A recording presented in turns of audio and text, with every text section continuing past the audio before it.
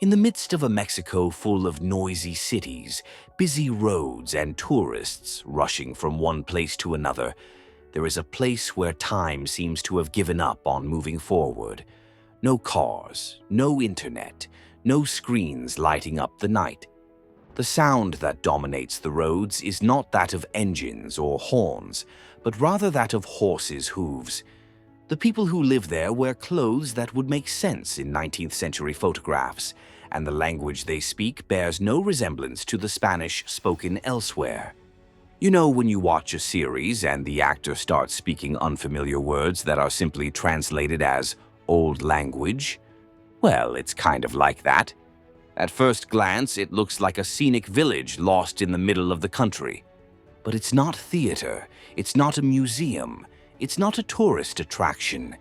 It's the daily life of one of the most closed and intriguing communities in Latin America. A group that decided to maintain ancient traditions, avoid almost all forms of technology, and organize their lives as if the modern world were on another planet. Today, Bello Mundo takes you to meet the Mennonites of Mexico, one of the most impressive social enigmas. We usually associate Mexico with mariachis, tacos, and cacti, but the north of the country holds a scene that could very well have come from a farm in the German countryside in the 19th century. Men in hats, women in long dresses, no one using cell phones, the internet, or even electricity. But the most curious thing is that they don't speak Spanish. They talk to each other in a low German dialect that seems to have frozen in time. These people are known as Mennonites, and their history is a veritable roller coaster of persecution, flight, and attempts to keep their faith away from politics and war. And it all started more than 500 years ago, back in Europe. Back in the early 16th century, while the Protestant Reformation was raging across the continent, a radical group emerged that believed baptism only made sense if it was performed on adults by conscious choice. This angered both Catholics and Protestants. The result? Persecution from both sides. Some time later, a former priest named Menno Simons joined the cause, organized the movement, and gave the group its name. The Mennonites were born. But living in peace was never easy. They were pushed from country to country, trying to find shelter where they could cultivate the land, follow their faith, and above all, stay away from governments that required military service. This rejection of violence, incidentally, is one of the group's central tenets. They do not bear arms, do not perform military service, and reject any form of involvement in politics. Over the centuries, this led them from the Netherlands to Germany, from Germany to Russia, and from Russia to Canada. And it was in Canada that another turning point came, when the Canadian government began to pressure the Mennonites to send their children to public schools, learn English, and integrate into society. A considerable number of them decided it was time to move again. And that's where Mexico enters the story. When they decided to leave Canada, the Mennonites were not looking for adventure or new fertile lands. They wanted to maintain the right to educate their children in their own way, away from public schools, foreign languages, and the integration requirements imposed by the government. It was a cultural escape, not a quest for territorial expansion. And that's exactly where Mexico came into the story. In the early 20s, President Álvaro Obregón saw in that community a potential that was of interest to the country. Skilled, organized, disciplined farmers willing to occupy little explored rural areas in northern Mexico. In exchange, he offered something that would become rare from then on. He guaranteed that the Mennonites could maintain their own schools, teach only what they considered appropriate, speak their dialect without interference from the state, and live according to their religious norms. No boy would be forced to serve in the Mexican army. No family would be forced to adopt external customs. With these guarantees, about 3,000 Mennonites embarked for Chihuahua in the year 1922. It was the first wave. A few years later, there were already more than 10,000 scattered between Chihuahua and Durango, organized into colonies with names brought from Europe and Canada. Decades later, new internal migrations would take part of these groups to more isolated regions of Campeche and Quintana Roo, where the forest replaced the dry climate of the north. But the closed life remained the same. The adaptation was not easy. The climate was different, the soil required new techniques, and the neighbors were surprised by these blonde settlers speaking archaic German in the interior of Mexico. Even so, in a short time, entire villages emerged, designed with almost geometric precision. Lined houses, well-tended vegetable gardens, workshops, corrals, barns, and schools that operated within the same set of rules, regardless of what happened outside. And it was in this very environment that the Mennonite identity in Mexico began to consolidate. Because once they settled in, they didn't just cultivate the land, they rebuilt their own world. When the colonies were finally established, life began to follow the rhythm that the Mennonites themselves decided. And it didn't matter if Mexico was advancing around them with roads, factories, and cell phone signals. Inside these villages, time passed differently. Slowly, quietly, and methodically. It was impossible not to feel the difference as soon as you entered. The internal roads were not made for cars. They are narrow dirt roads, marked by the tracks of horse-drawn carts. The scene looks like something out of an old movie. Men in straw hats, women in ankle-length dresses, children wandering around unhurriedly, always keeping an eye on the work that starts early. No cell phones, screens, or social media. Life revolves around manual labor, discipline, and faith. And incredible as it may seem, this routine works. Everything is built on the logic of simplicity. If something breaks, they fix it. If something is missing, they make it. The golden rule is to avoid depending on the outside world. From Monday to Saturday, work takes up most of the day. On Sunday, no one does anything. It is a day of rest, worship, and family gatherings. A cycle that has been repeating itself for generations. The countryside is the heart of everything. Each family takes care of generous plots of land, on average much larger than the Mexican average. They plant corn, sorghum, alfalfa, and raise dairy cows that supply the entire region. Mennonite cheese, by the way, has become almost a national treasure. You can find it in markets and fairs throughout several states.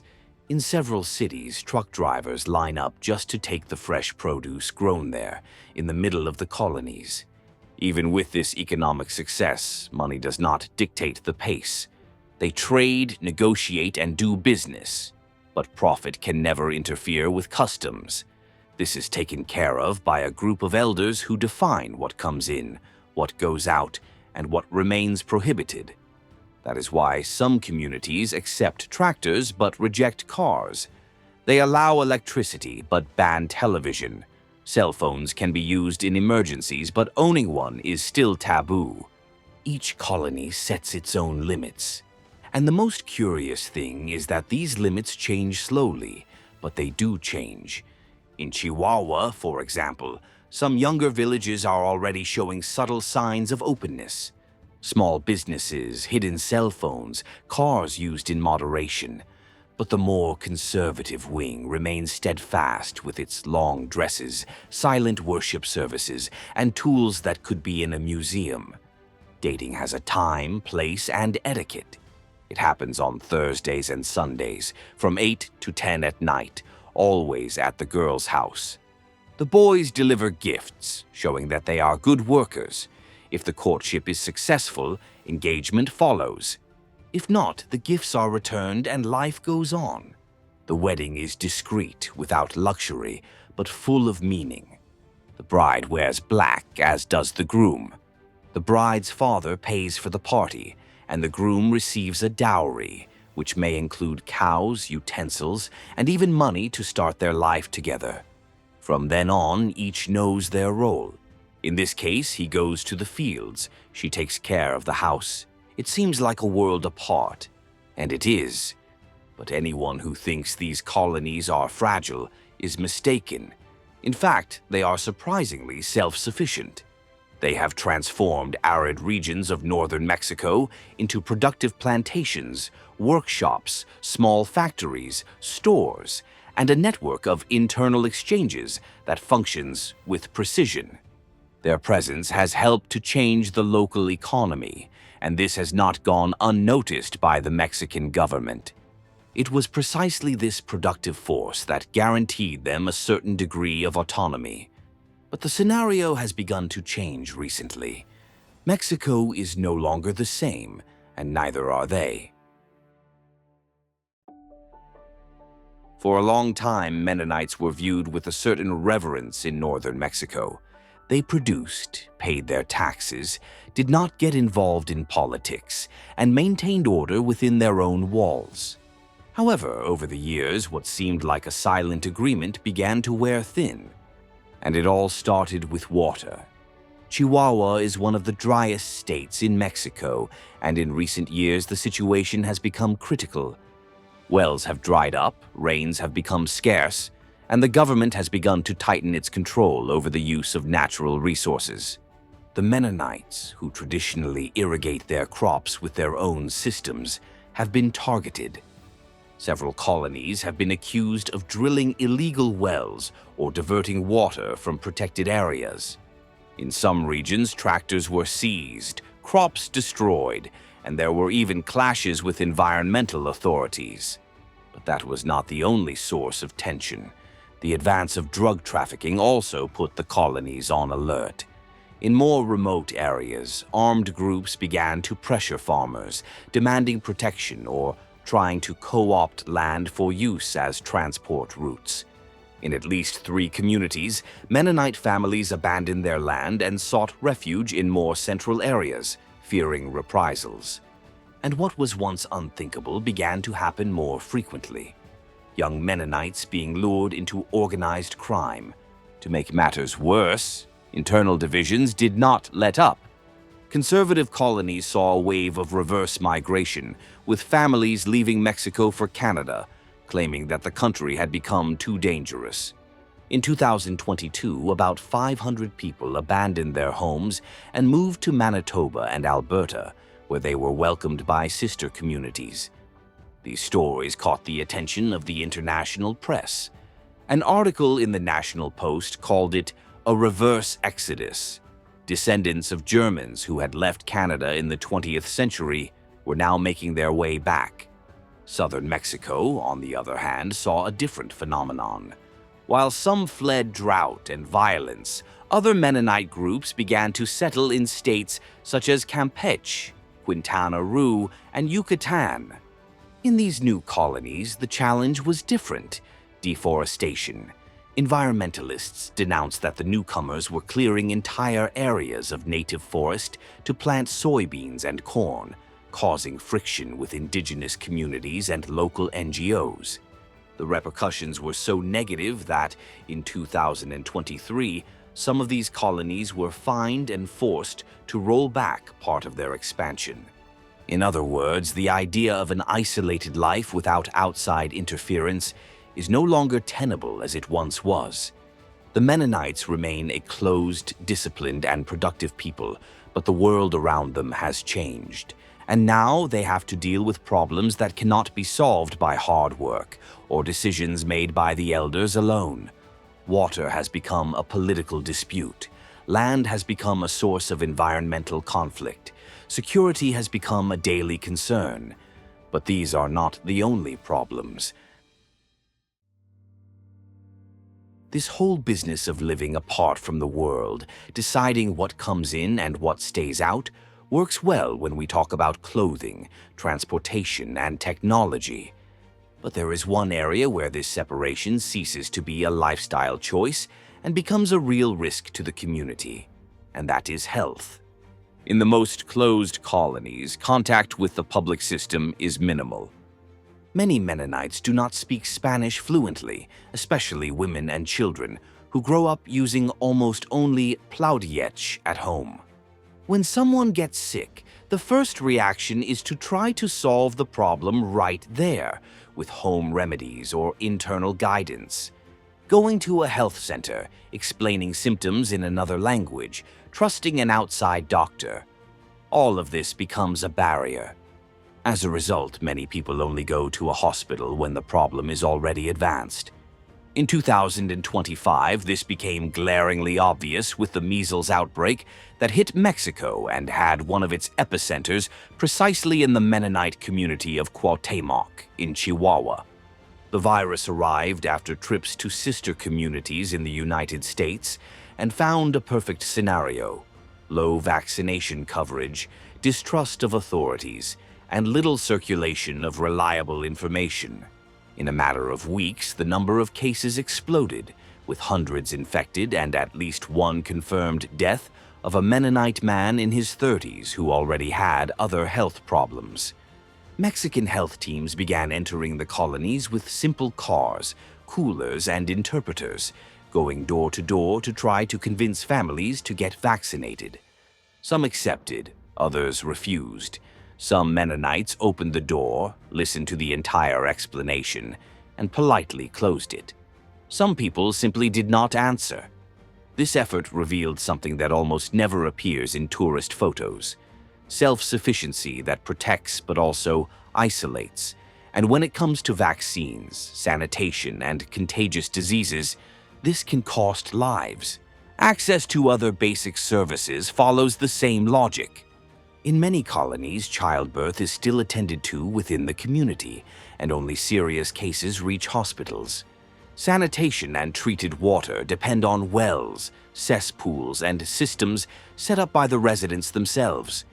In a country where millions of people still live without adequate sanitation in rural areas, isolated communities like these are more exposed to intestinal infections, localized outbreaks, and problems that rarely make it into official statistics, but are part of everyday life for those who live there. And as if the natural risks were not enough, there is also the weight of image when a scandal breaks out. In 2013, an investigation in the United States revealed a scheme in which members of the Mennonite community in northern Mexico helped a cartel ship tons of weed hidden in fuel tanks and agricultural equipment. The case made headlines around the world and became fodder for stereotypes, as if everyone there were involved. In the end, behind the landscapes, the buggies, and the long dresses, Mexico's Mennonites face problems very similar to those of any other poor rural population. Limited access to services, vulnerability to disease, and exposure to a violent and unequal environment. The difference is that, in their case, all of this happens far from the spotlight, in Old German, among cornfields and impeccably aligned vegetable gardens. And it is precisely this combination of strict faith, intense work, and isolation that makes this story as curious as it is contradictory. So, what do you think? Did you already know about this? Tell us in the comments what surprised you most about this video. If you liked the content, leave your like, share it, and of course, don't forget to activate Hyper's new feature. This helps the channel gain visibility and continue bringing you these unbelievable journeys through our Bello Mundo. See you next time.